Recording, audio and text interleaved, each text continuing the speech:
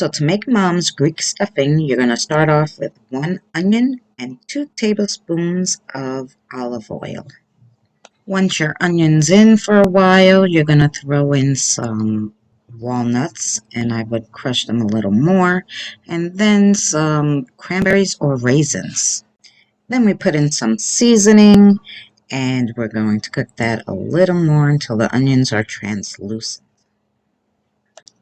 Here's where we make it vegetarian. I used Impossible Burger meat made from plants instead of course, my mother used regular chopped meat.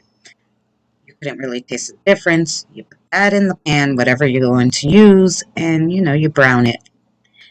Of course, the veggies take less time than the actual ground beef. So when that's nice and browned up, since we are not stuffing this in a turkey, we are actually going to use, instead of water, a nice vegetable broth, or if you eat meat, any kind of broth.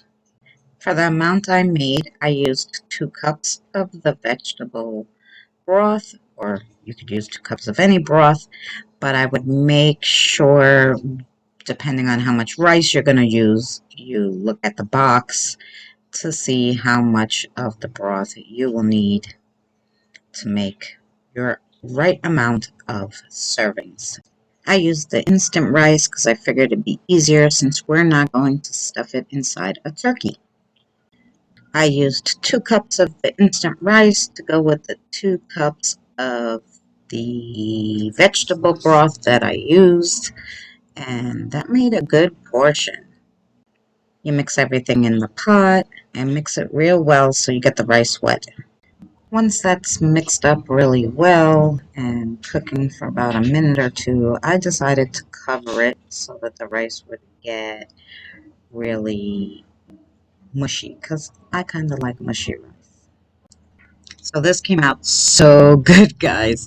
Way better than I expected for the veggie version of my mom's famous Thanksgiving stuffing. However, I decided since we don't have to put it in a turkey, we can make this anytime. Super easy, super fast, great healthy dish.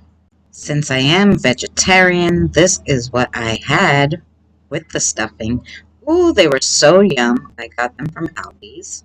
This was dessert, and I hope you enjoyed this episode of Cooking with Chris, because I really enjoyed it.